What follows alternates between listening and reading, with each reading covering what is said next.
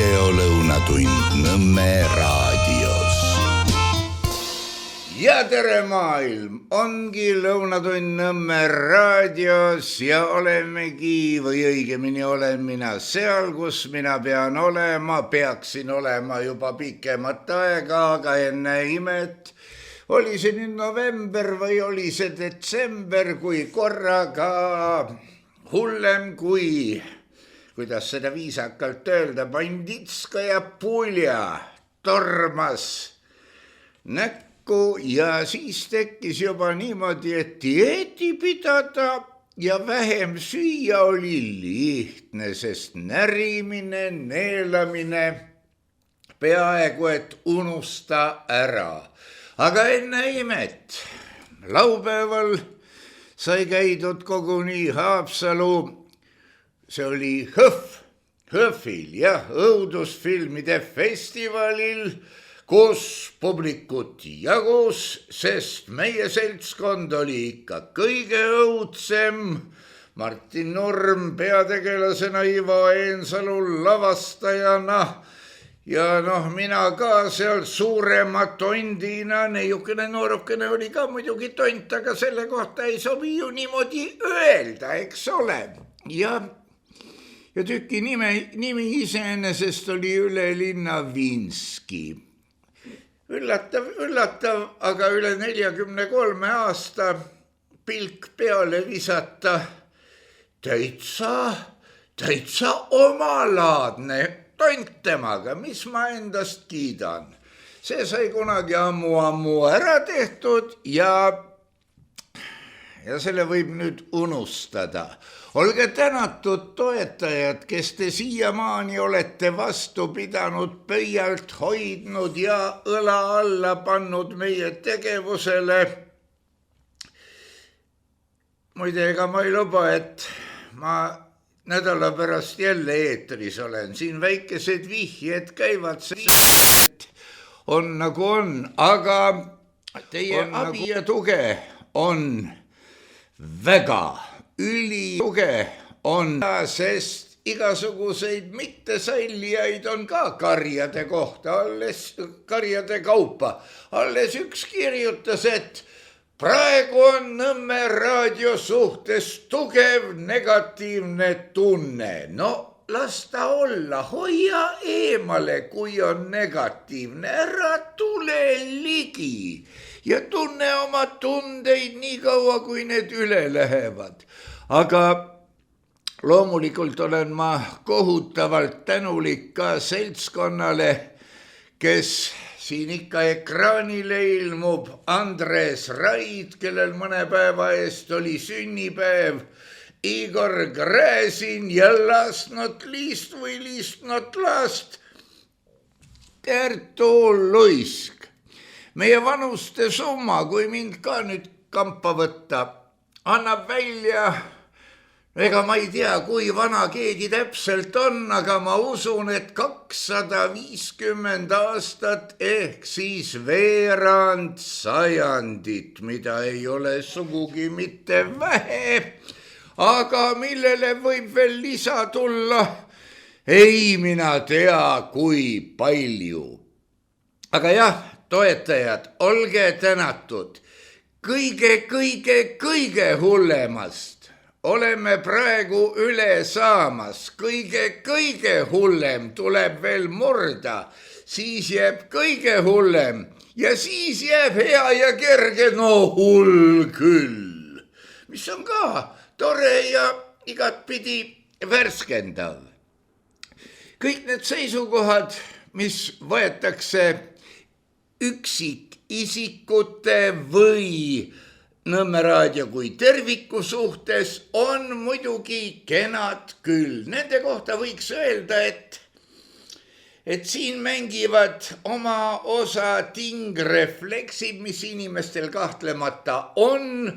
Kus sa kurat pääsed, isegi 2 × 2 on 4, on ju reflektoorselt peas, mitte ei vaja eraldi rehkendamist või kui eestlane või muul viisil. kasvatus, see on reflekside kogum, mis laseb sul selles ühiskonnas püsima jääda. Jäta see tegemata ja usu mind, terve ühiskond läheb sinna, kus tema mitte olema ei pea. Ja nii edasi. Ja selle alla käib ka veel üks tore asi. Ma viskan teile hetkel ainult nimetuse välja. Ma ei usu, et selle kohta eestikeelset kirjandust ongi, aga see on Dr. Foxi efekt.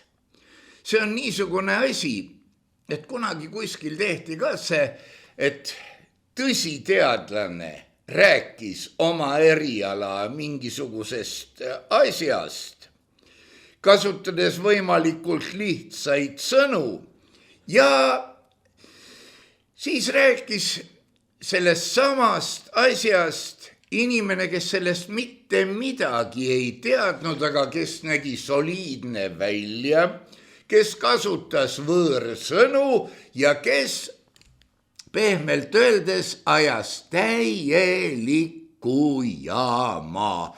Ja mis kõige kuradim, see, kes ajas jama, kuna ilmselt tema näitleja eeldused olid suuremad, see jättis parema mulje kui tõsiteadlane, kes oma materjali esitades ka mõneti kaasa mõtles. No nagunii on üks seltskond inimesi, kes mõtleb ka. No ma ei tea, mis nendega peale hakata. Ja no mis nendega ikka peale hakata. Paneksin siis tänasele saatekatsetusele moto ka ja see moto võiks olla Elon Muskilt. Me peame õppima taas olema inimesed, enne kui süsteemid hakkavad kõike meie eest tegema ja meid sellega kontrollima. No, põhimõtteliselt kontroll selles kontekstis tähendab tegelikust elust välja lülitamist. Sina ei otsusta mitte midagi. Sinu jaoks me teeme veel eraldi seaduse, kui vaja. Aga seadus, miks sa seda teha ei tohi ja miks sa seda tegema pead, see on meil juba olemas. Ja nüüd selle teabe eest tuleb sul veel maksta kah. Vat, inimloomuses on, no ma ei tea, kas ta nüüd peidus on, aga igal juhul teda ei taheta märgata. See, millest ma olen rääkinud õige mitu korda, õige mitme nurga all, aga üks asi on rääkida ja teine asi on kuuldust aru saada ja seda julgeda tunnistada. Suurem osa inimesi tegutseb ilma, et ta mõtleks. Nii on kogu aeg tehtud, nagu selles ilusas musikalis Fiddler on the Roof, viiuldaja katusel. Seal on kena laul, kus kordub It's a tradition. See on traditsioon, nii tulebki teha. Eile just sattus see ilus muusikatükk ette ja kuulasin kohe naudinguga.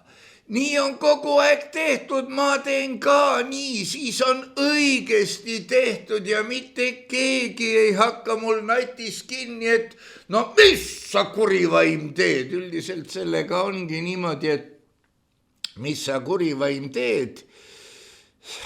Ma panin pildi ka üles oma Facebooki lehele, et selle asemel, et neile käratada, mida te raisad teete, me läheme koju ja mõtleme vaikselt, no mida te raisad teete.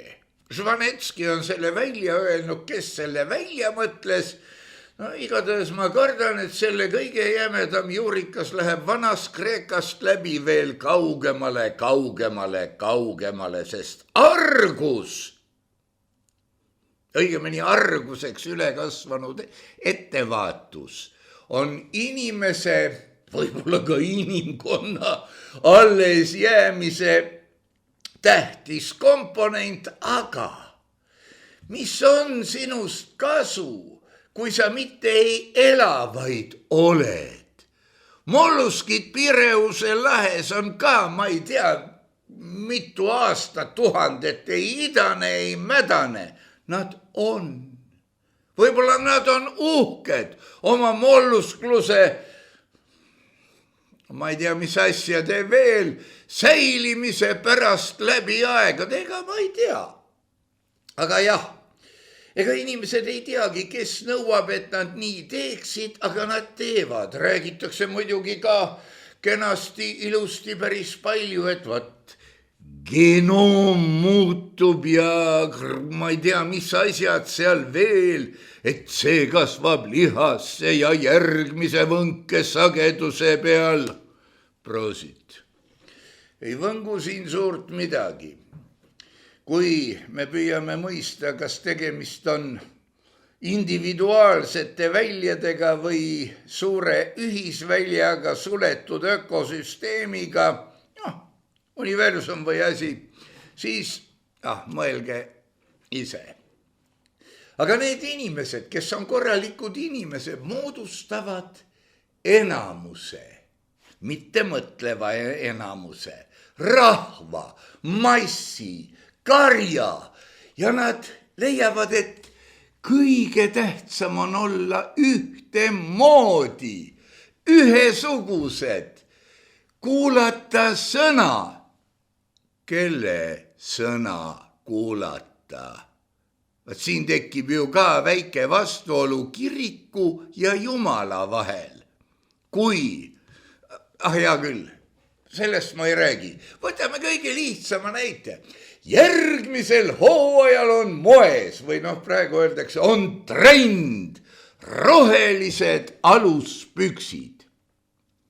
Ja ma vean kihla, et kui mitte teie ise, siis keegi teie perest ikka nõuab, et ta saaks endale rohelised aluspüksid.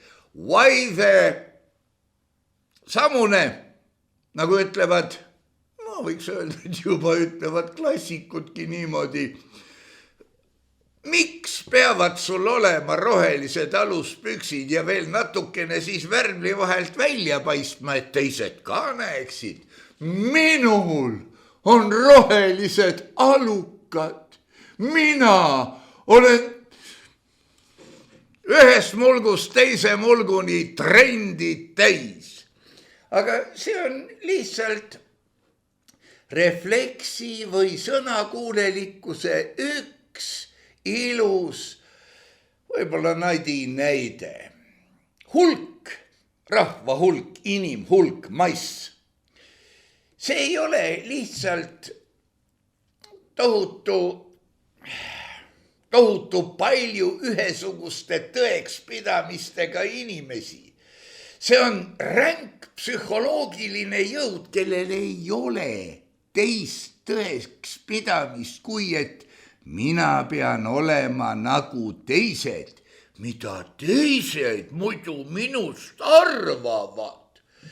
No ja eks see hulk, mass, kamp, see dikteeribki iga üksikisiku käitumise, ütleb talle, mis on hea ja õige, mis on vale ja kole, kehtestab piirid ja karistused piiride ületamise eest.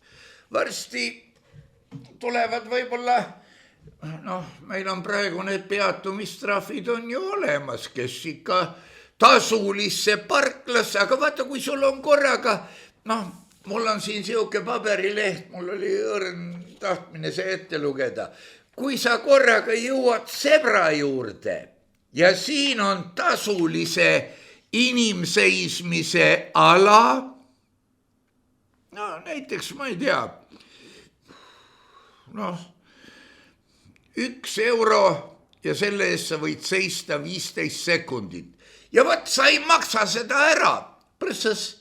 Kohe tehakse selgeks, et sina pead olema nii nagu teised, tasuline seismine on trendikas. Ja kui inimesed on selle omaks võtnud, siis ole sina ka trendikas. Enamuse hulgas olemine tähendab tegelikult teise läbinäritud pudru söömist. Sa ei mõtle ise sinu eest. Eks teised ka ei mõtle.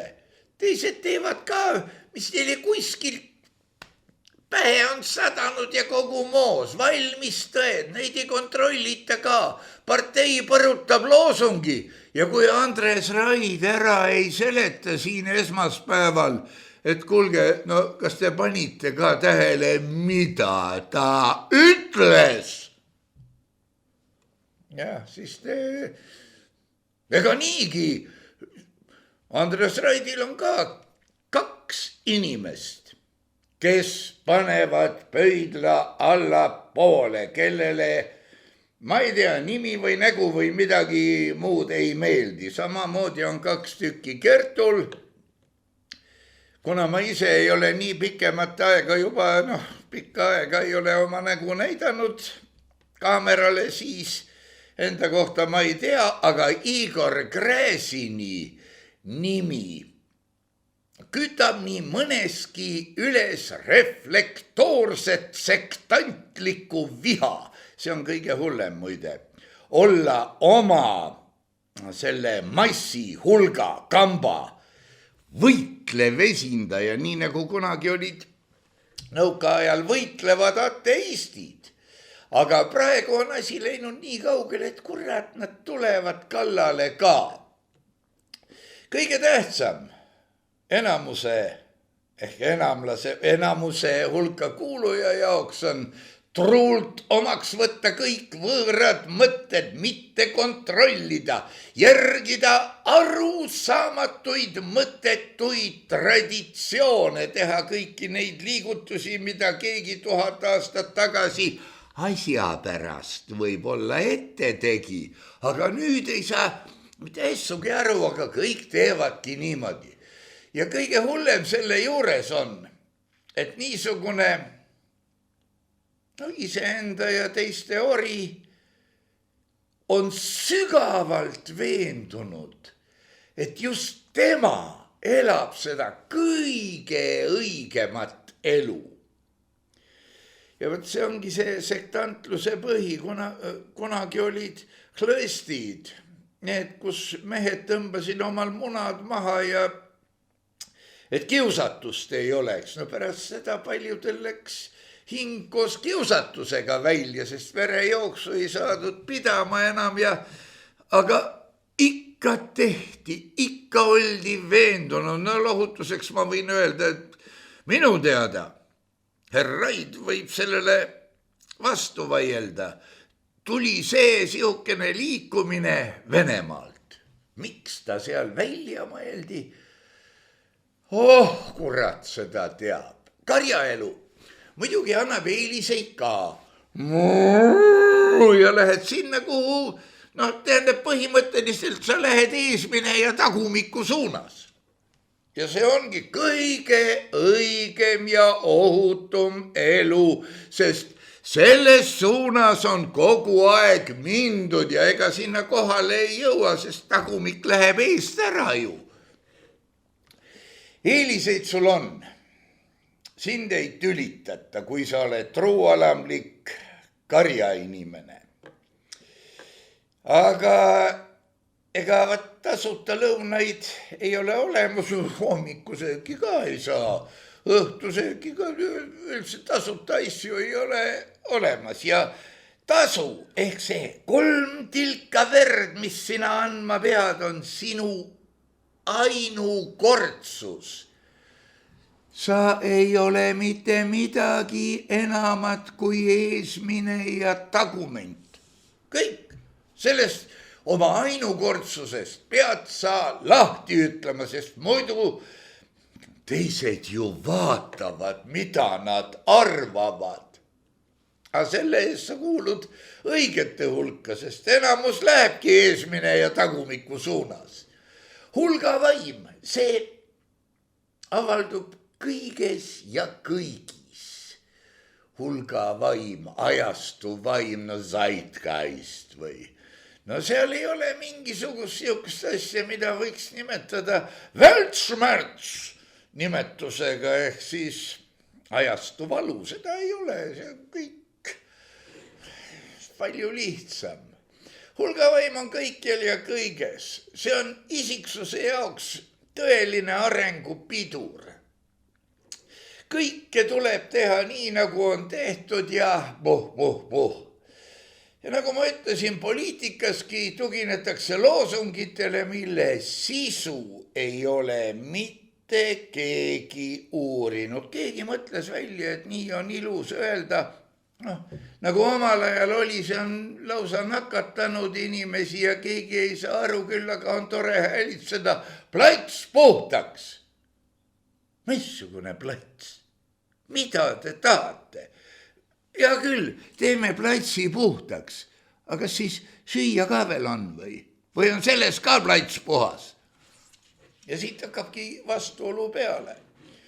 Tarvitseb kellelgi midagi küsida, üritada, mõtelda, valida mõni teine lahendus, kui ta muutub karja stabiilsusele juba ohtlikuks. Ja nagu ütlevad klassikud, idiootide tigedus ja viha on hind, mida sa maksad nende hulka mitte kuulumise eest. Idioodid vaatavad su peale ja nende tigedus ja viha kasvab kui... Mis asi siis? No ükskõik, mõelge ise välja, mis asi meil ka kasvab peale maksukoormuse. Inimesed, kes ise ei suuda mitte midagi luua, nemad kehtestavad reegli, mis ei lase luua ka sinul. Kui ma jälgin uudiseid ja neid ma olen vaikse sisemise sügelemisega jälginud ikka juba pikka aega, siis ma panen tähele, et ettevõtlusele luuakse tingimused. Ja nüüd tahetakse veel karjade kaupa tuua sisse odavat kõrgetasemelist tööjõudu, kes hakkavad hoobilt saama kõrget palka ja maksma palju makse, aga mida nad tootma hakkavad, millest Eesti Vabariigi, Eesti inimesel ka hea oleks. Vähemalt, et hakkavadki. Ja kõik, mida ise ei suudeta, see kuulub hävitamisele. Nii ütleb karja moraal, mida meie näeme ka käitumises ettevõtluses suhtes. Eesmärk on üks, mitte lasta tasemel tõusta ja inimloomal areneda. Nõrkused on saanud headuseks, omakasu püüdmatuseks, ühesõnaga kõik, mis on perversne, see on hea, aga no muidugi on ka teistsuguseid inimesi, kes ei taha nagu massi hästi sulanduda. Lubito ergo cogito ergo sum. Otsige see tõlge üles sum ja hakkab võib-olla kergem.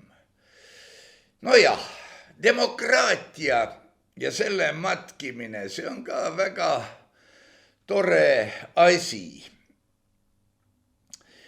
Meie oludes enamasti seostavad inimesed Jumalat kiriku kui silmnähtava tunnusega, et Jumal on olemas. Nad ei mõtle selle peale, aga nad teavad, et vot kirik on see, mis on Jumala armust ja mida Jumal peaks üleval pidama ja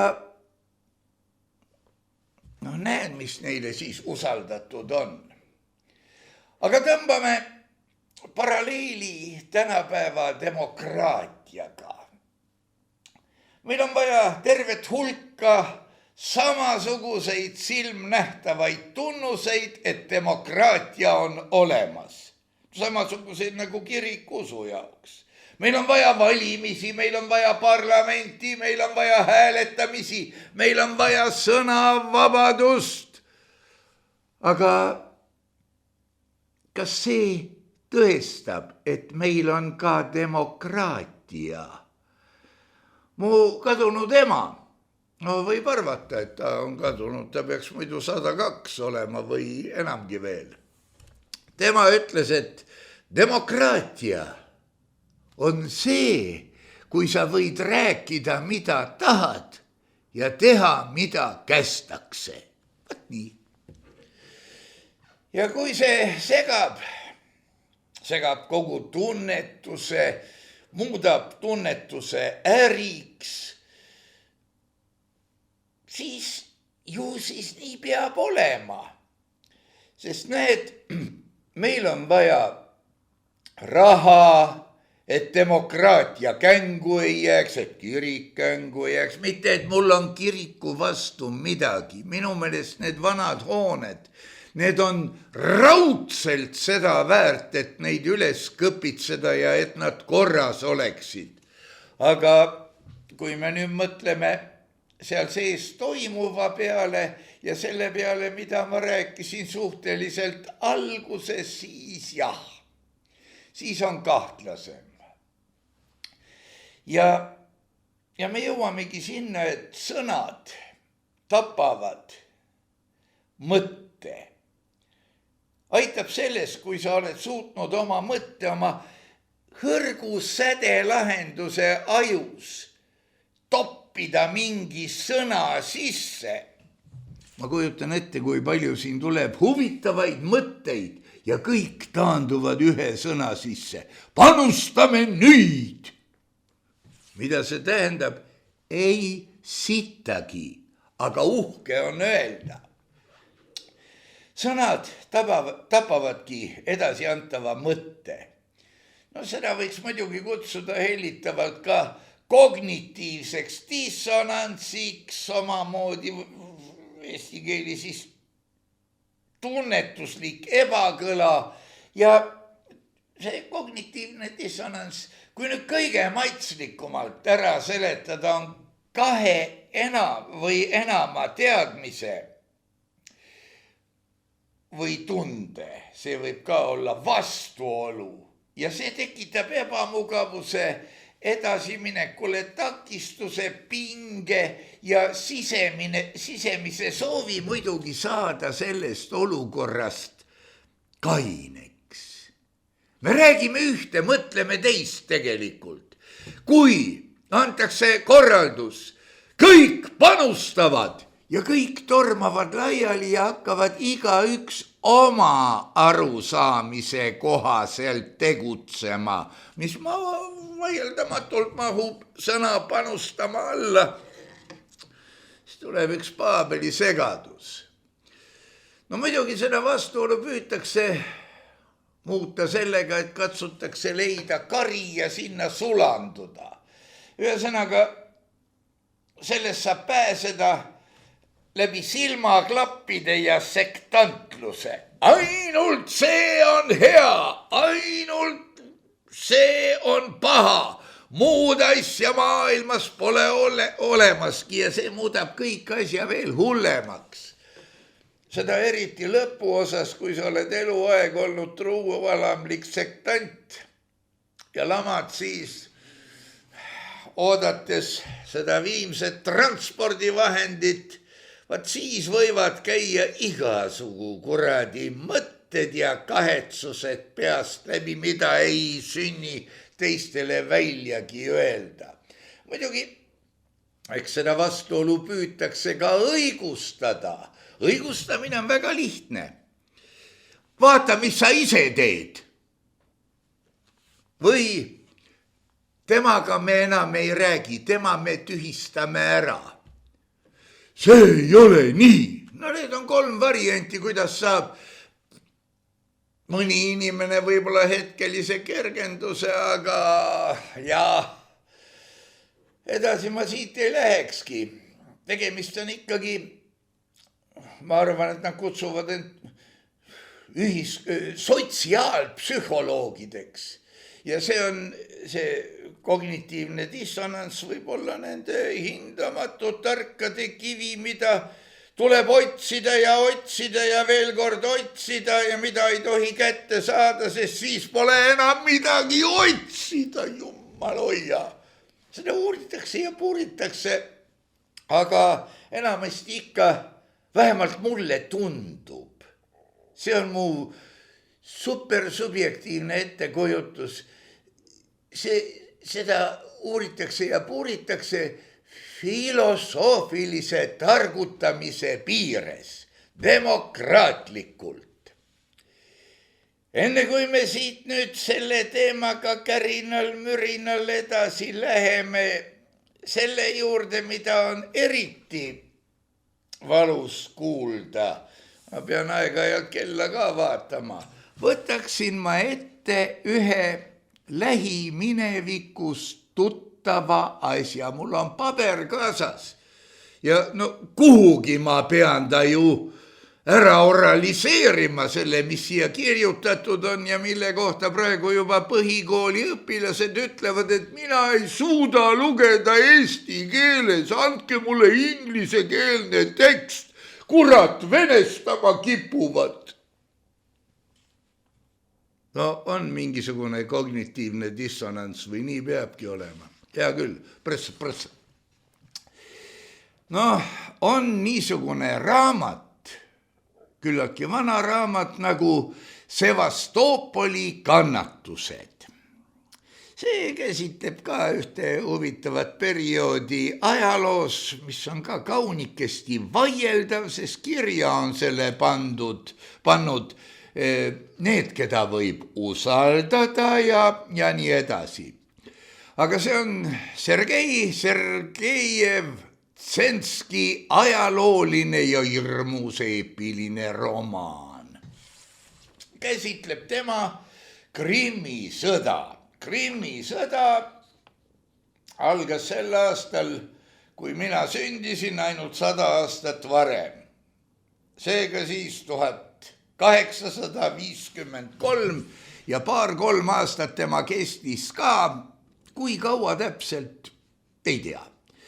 Selle 3. osas, selle romaani, mitte Krimmi sõja, on peatükk 7 venekeelse nimetusega Kaznokrad, riigikassaröövlid. Ja ma tegin sellest niisuguse ports tõlke. No natuke ülejala, aga ma arvan, et arusaadav. 1828. aastal Sevastoopolis katku ei olnud, aga karantiin oli. Profülaktika mõttes. 1829 katku ikka ei olnud, aga karantiinireeglid olid rangemad. Igaüks, kes tahtis linnast välja sõita või tulla linna, pidi istuma täielikus isolatsioonis 14–19 päeva.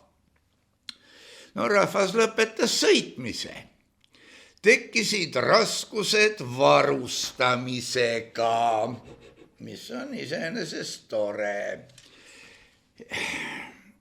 Epideemiaga võitlemiseks eraldati tsaari kassast raha. No see on enam-vähem nii, et põrruta patsillile 10 või umbes sedamoodi. Selle tulemusel ostsid ametnikud oma varustajatelt kaupa, et müüa seda edasi kõrgendatud hindadega. Aga linnaelanikele eraldati sellestki kõige viletsam osa, sest ametnikum, jah. Loomulikult olid selle peo jätkumisest huvitatud kõik, kes nuumasid end epideemiast, eelkõige ametnikud ja arstid. Kõik haigusjuhtumid ükskõik millesse kuulutati katkuks. Karantiinikontor püüab kõik tavalised haigestumised näidata katkujuhtumitena, kirjutas sel ajal Sevastoopolis teeninud kontradmiral Salti. ma ei tea, mis ta nimi eesti keeli, kuidas see võiks kõlada, aga vene keeles tuleb salti. Admiral Craig tunnistas, 5 kuu jooksul ei kuulnud inimesed kordagi, et keegi oleks põdenud midagi tavalist või surnud loomulikku surma ja ükskõik, kes haigestus väeosas või kodus, kuulutati katkuhaigeks. Kõik haigestunud veeti Pavlovski Neeme barakkidesse, kus neid peeti sellistes tingimustes, et nad õige pea ära surid. Linna vaesemates osades kasutati desinfitseerimist klooriga. See tähendas, et linnaelanikke veel lisaks mürgitati ka. Desinfitseerijad said, vaat nüüd jätke arvud meelde, 2,5 rubla päevas ehk siis 75 rubla kuus, juhul kui nad töötasid iga päev. Karantiinikomissarid said 5 rubla, peaarst ja karantiiniinspektor said 10 rubla päevas. Sealjuures oli tavalise sõjaväearsti palk alates 171 rublast aastas. Te ju saate aru, et katk on stiimul. Tulemuseks oli, et linna vaesemate rajoonide elanikud ei pidanud vastu ja hakkasid mässama. Garnison läks üle mässajate poolele. Rahvas rebis kuberneri ja tema ametnikud ja arstid tükkideks. Ülestõus suruti kiiresti maha, aga imelisel kombel sai ka Sevastoopoli epideemia otse kohe otsa. Verd, Jaago, verd. Ma ei tea, kas te soovite nüüd siin paralleeli tõmmata või ei soovi, aga midagi tuttavlikku, muidugi mitte nii hullus vormis, tuleb ette küll. Vaat nii. Kui tulla nüüd tagasi selle demokraatia ja kiriku ja Jumala juurde, siis kui me kusagilt juhtume lugema, et ammu pidasid metslased kedagi jumalaks või jumalateks, mis eitab ainujumalat, sest ma ei kujuta ette, et keegi tuleb suure hulga demokraatlikult massistunud jumalate ette ja ütleb, seltsimehed jumalad, me peame andma oma panuse, et meie jumalikkus kasvaks, panustage ja jumalate mass hüüab. Ma ei teagi, mida ta hüüab, midagi ta võib hüüda, seltsimees räägib õigust või midagi taolist. Vaat nii, kui kunagi peeti pidasid metslased või lihtsakoelisemad isendid kedagi jumalaks ja hakkasid ise ka tema moodi käituma, siis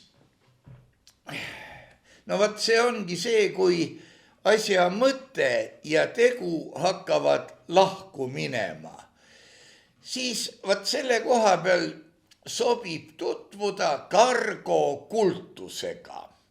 Kargokultusest ma ei tea ka, kas on eesti keeles eriti palju kirjutatud, aga uurige, otsige, mulle sattus ka kunagi juhuslikult ette ja ma mõtlesin, et oi jopp, see ju põhjendab kõik ära. Kargokultus sai alguse Melaneesiast. Seda nimetust kasutatakse sellise usuliikumise kohta, kus siis siuksed karismaatilised Melaneesia pealikud hakkasid oma külaelanikele lubama, et varsti tulevad lääne kaubad ja põliselanikud saavad kõik selle endale. Ühesõnaga tekitasid messia või millegi taolise ootuse ja võtsid vahemehe rolli endale. Ja tulevad rikkused ja siis algab külluse aeg, võib-olla 1000-aastane rahuriik või midagi taolist, mil kargot ei kontrolli enam valged kolonistid, vaid melaneeslased ise. Ja jõukuse saabumisse saab igaüks ise panustada, nii et näiteks hakates matkima valge inimese käitumist ja riietust. Tõsi, materjali riiete jaoks ei ole, aga näed, seal on põhku palju ja igasugust oksarisu ja tee sellest. Asi sai alguse ühest sõjaväebaasist. Sinna regulaarselt toodi lennukitega varustust.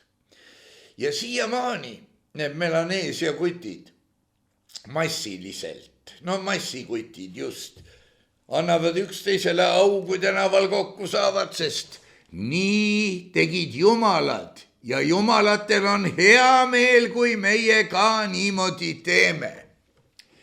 Nad ehitavad bambusest lennuki kujusi, mulaaž on selle nimi, jah. Ja igasuguseid muid vidinaid, püsse ja ma ei tea mida kõike ja siis hakatakse neid esemeid muidugi austama ja kummardama ja neile liha ja kala viima ja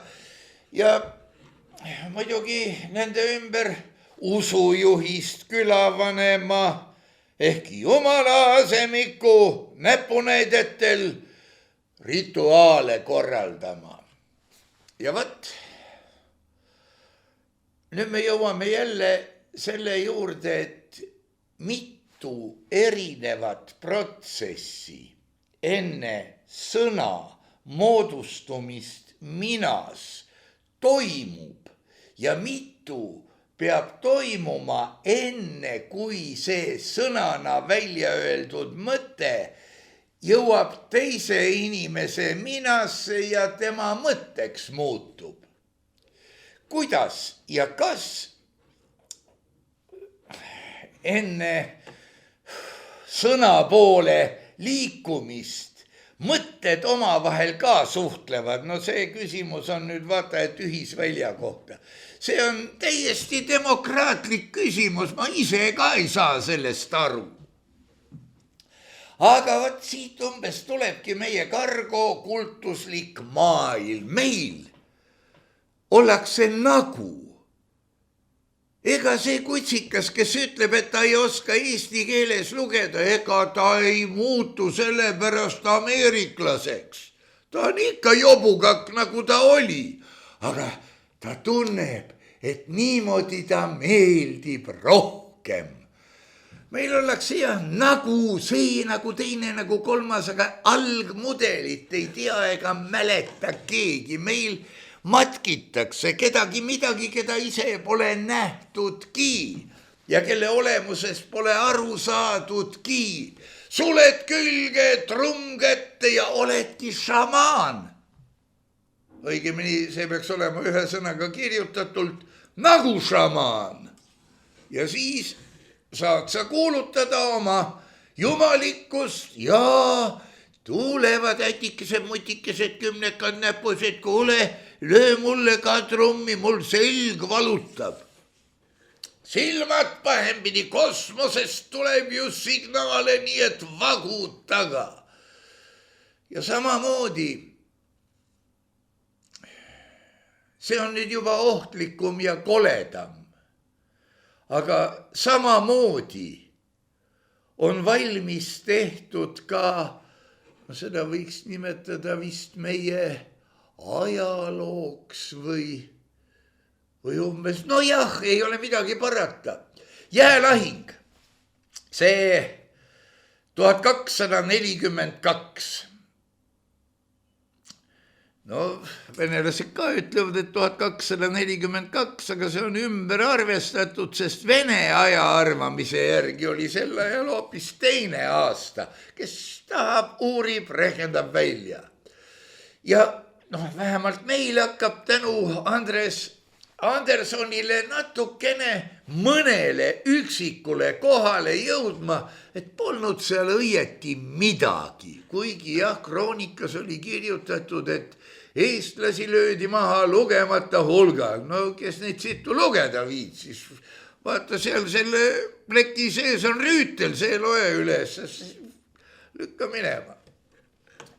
Aga vaat teispool piiri venelastel on see tunnistus nende kangelaslikust ja kuulsusrikkast minevikust. Võib-olla meil ka, aga meil on segasemad tunded, sest noh, õpikute kaudu on meile sisse söödetud, et venelased on pahad ja olid pahad ja sakslased vähemalt olid pahad. Ja meil on teised tunded, aga venelastel on see kõik tänu filmile Aleksander Nevski, mida käis vaatamas, kui see film ammu välja tuli, 10 miljoneid inimesi kindla peale. Ja seal vist, kui ma õigesti mäletan neid kaadreid, ma olin ju ka põlvepikku poisike, kui see telekast jooksis, sai õhukesel jääl hukka 10 000 raskekaalulisi ristirüütleid. Kuigi juba siis mul tekkis küsimus, et kui ta pärgli moodi see asi loogikasse mahub, aga ei mahtunudki. Eks ma olin ise ka siis natuke lihtsama mõtlemisega. Ja see film tootiski venelastele osakese ajaloost. No muidugi see filmiga toodetud elamuslik fakt on Venemaal kenasti ajalooõpikutes.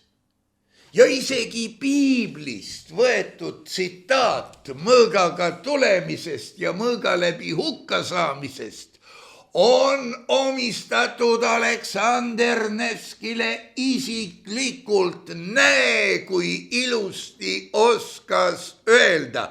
Aga siin on ka see dissonantsikene sees, et ei saa ju öelda, et see sakslaste toodud usu põhiteos on see, kust Aleksander Nevski võttis oma tsitaadi.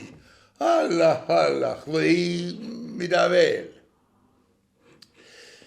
Nojah, ja õigemini mis jah. Eks sama võib juhtuda, ma ei tea, võib-olla on juhtunudki Ümera jõe teemadega, kus siiamaani otsitakse seda kohta, kus see lahing võis toimuda. Ma ei tea, kas midagi on leitud ka või ei ole. Siin üks poole aasta eest või aasta eest olid ikka meedias kirjatükid, et kuskilt midagi leiti, siis selgus, et neid kohti on koguni 2 või noh, eks selleski võib saada ju tükike meie kangelaslikust ajaloost, mida õpetatakse ja mida usutakse. Ja eks nende ajaloo teemade õpikutesse, salarahva ja kuulujuttudesse pikitud lugude taustal minnaksegi tegelikult, no ma ei taha öelda lolliks, sektandiks. Mina olen nagu see. Aga noh, kui sa oled nagu see, kes siis on nagu sina või midagi. Raske juhtum tegelikult. Ja siin on muidugi tohutu hulk veel neid rahvamängusid, mis võiksid minna manipulatsiooni alla. Sellest võib-olla Andres Raid ühel hetkel räägib ka, kuidas rahvamassid allutati ja nii edasi. Sest praegu, vaadake, kõige tähtsam on see, et rahval aur välja lasta. Et nad jumala eest liikuma ei hakkaks. Ja ülemaailmselt on selle jaoks väga hea vahend, millega saab ka üksikisendeid kontrollida. See on minu pärast kõik need TikTokid ja Facebookid ja asjad. Sa saad ju teada, mida see isend või õigemini, keda, mida see konkreetne isend matkib ja selle matkimise läbi otsib endale jüngreid. Mina olen nagu õige Eesti mees, mina ei, ma ei tea, mida jah, aga see on jama, seal on meelsus, seal on tugitooli sportlane, tugitooli sõjamees, tugitooli ma ei tea, mis asi. Ja see on vahend, kommentaariumid ja muu taoline, kus inimesed, oleksin peaaegu öelnud nii nagu vanadel headel aegadel, aga mine sa tea, kas tohib öelda. Seal lastakse kogu aur välja. Kommentaariumis. Kui kirjutatakse raisk, kui mina seda Gräzini nime kuulen, ma tahan võtta kirve ja talle kallale minna. Jumal hoia. Mida sa nüüd teed? Lased auru välja, sisendad endale, kui kõva mees sa oled, aga tegelikult, mine sa tea. Ma ei hakka siin võrdlema ka, aga tegelikult oled sa päris hädine äbarik, muud midagi. Need on siis kommentaariumid, siis on muidugi teine asi, kui sa ikka siin nühid, sul ei ole aegagi. Kolmas asi, klapid pähe, pilk ekraanile ja püssiga kolle taga ajama või mingisse gängsterite linna, kus tapa kõike, mis liigub, siis oled kõva mees. Ja muu taoline värk. See kõik on selleks, et maandada inimese mõtlemist. Isegi mõtlemisvõimet, sest sa onaneerid oma mõtlemisvõime ühte punkti ja enam muud ei taha nii kaua, kui sa selle ühe kärnase punkti nimel kas hüppad ise aknast alla, viskad kellegi aknast alla, käitud tänaval nagu ja nii edasi. Nüüd on ikka räägitud küll ja peaaegu, et kokkuvõtva lõpupunktini jõutud ja hääl juba käriseb ja kerged surakad käivad. Ju see peab niimoodi olema. Ma kordan veel kord, ma ei luba, et nädala pärast olen ma olemas, sest see olemasolemine nõuab 2 päeva järjest päris korralikult suurt doosi, mille kohta üks neiukene noorukene pihtimuslikult kirjutas ilmselt, et olla mõne teise analoogilise pihtija moodi. Minul ka see koht valutab, see koht sügeleb ja nii edasi.